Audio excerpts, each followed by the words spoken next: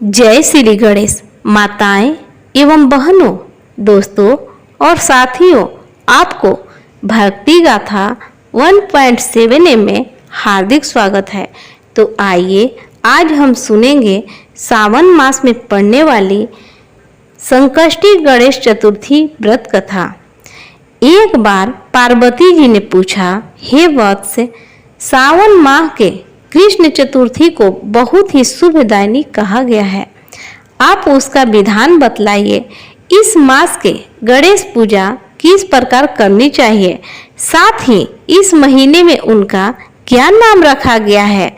इस पर गणेश जी बोले, हे माता, पूर्व काल में यही प्रश्न युधिष्ठिर ने भी किया था और उन्हें जो भगवान कृष्ण ने उत्तर दिया था, मैं उसको बताता हूँ, आप सुनिए।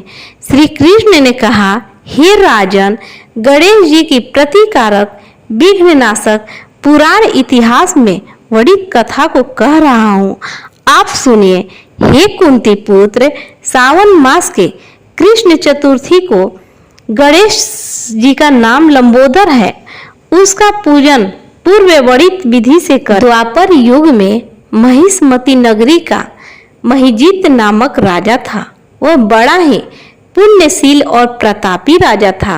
वह अपनी प्रजा का पालन अपने पुत्र की तरह करता था, लेकिन संतान विहीन होने के कारण उसे राजमहल का वैभव अच्छा नहीं लगता था। वेदों में निसंतान का जीवन व्यर्थ माना गया है। यदि संतान विहीन व्यक्ति अपने पितरों को जल दान देता है तो उसके पितृगण उस जल को गर्म जल के रूप में ग्रहण करते हैं। इसी ऊहापोह में राजा का बहुत समय व्यतीत हो गया।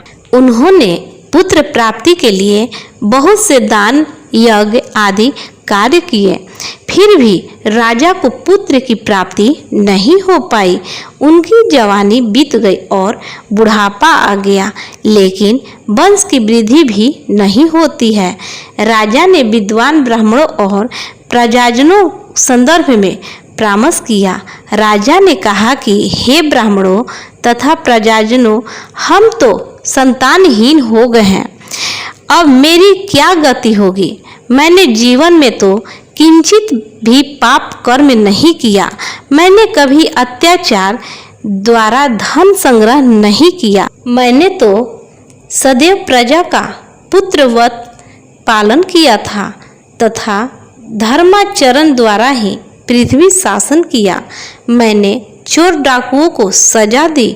गौ ब्राह्मणों का हित चिंतन करते हुए श्रेष्ठ पुरुषों का आदर सत्कार किया, फिर भी मुझे अब तक पुत्र न होने का क्या कारण है।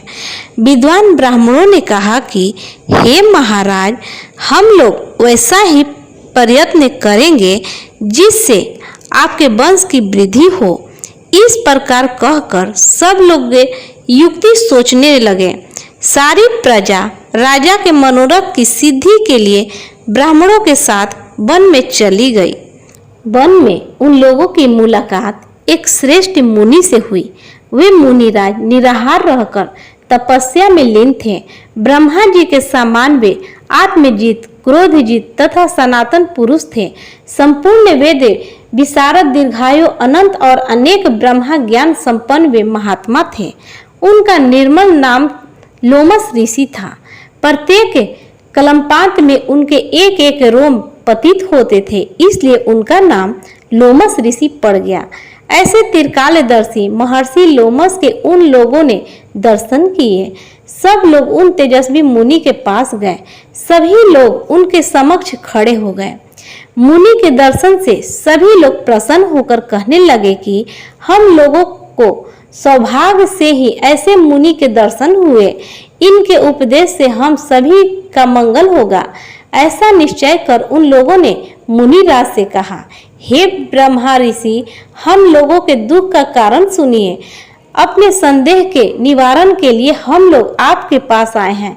हे भगवान, आप कोई उपाय बताएं। महर्षि लोमस ने पूछा, सज्जनों, आप लोग यहाँ किस अभिप्राय से आए हैं? मुझसे आपका क्या प्रयोजन है? पूरी बात स्पष्ट रूप से कहिए, मैं आपके सभी संदेहों का निवारण करूंगा। प्रजाजनों ने उत्तर दिया, हे मुनिवर, हम महिष्मती नगरी के निवासी हैं। हमारे राजा का नाम महिजीत है। वह राजा ब्राह्मणों का रक्षक, धर्मात्मा, दानवीर, शूरवीर एवं मधुरभाषी हैं। उस राजा ने हम लोगों का पालन पोषण किया है, लेकिन उन्हें आज तक संतान की प्राप्ति नहीं हुई है। उन्होंने कहा, हे भगवान, माता पिता को केवल जन्मदाता ही होते हैं, लेकिन असल में पोषक तो राजा ही होता है। उन्हीं राजा के लिए हम गहन वन में आए हैं। आप कोई ऐसी युवती बताएं जिससे राजा को संतान की प्राप्ति हो जाए। ऐसे गुणवान राजा को कोई पुत्र न हो, यह बड़े दुर्भाग्य की बात है। हे मुनिवर, किस व्रत, दान, पूजन आदि अनुष्ठान कराने से राजा को पुत्र होगा? आप कृपा करके हम सभी को बताएं। प्रजा की बात सुनकर महर्षि लोमस बोले, हे भक्तजनों, आप लोग ध्यान पूर्वक सुने। मैं संकट नाशन व्रत को बतला रहा हूँ। यह व्रत निसंतान को संतान और निर्धनों को धन देता है। सावन मास के कृष्ण चतुर्थी को एक दिन गजानन नामक गणेश जी की पूजा करें। पूरे विधि विधान से गणेश व्रत करके राजा ब्राह्मणों को भोजन कराएं, साथ ही उन्हें वस्त्र दान करें। गणेश जी की कृपा से उन्हें अवश्य ही पुत्र प्राप्ति होगी। महर्षि लोमस की यह बात सुनकर सभी लोग गर्ववश होकर खड़े हुए। सभी ने आकर यह बात राजा से बताई। इसे सुनकर राजा बहुत प्रसन्न हुए और उन्होंने श्रद्धापूर्वक विधिवत गणेश चतुर्थी का व्रत करके ब्राह्मणों को भोजन, वस्त्र आदि का दान दिया। रानी शुद्ध छीड़ा को गणेश जी की कृपा से सुंदर और सुलक्षण पुत्र प्राप्त हुआ। श्री कृष्ण जी कहते हैं कि हे राजन, इस व्रत का ऐसा ही प्रभाव है, जो व्यक्ति इस व्रत को श्रद्धा पूर्वक करेंगे वे समस्त सांसारिक सुख से अधिकारी होंगे। श्री कृष्ण जी ने कहा कि हे महाराज, आप भी इस व्रत को विधि पूर्वक कीजिए। श्री गणेश जी की कृपा से आपकी सभी मनोकामनाएं पूरी होगी, साथ ही साथ आपके शत्रुओं का भी नाश होगा। तो प्रेम से बोलिए जय श्री गणेश। दोस्तों, अगर आपको हमारी वीडियो अच्छी लगती हो तो लाइक, शेयर, कमेंट एवं सब्सक्राइब जरूर करें। जय श्री गणेश। धन्यवाद।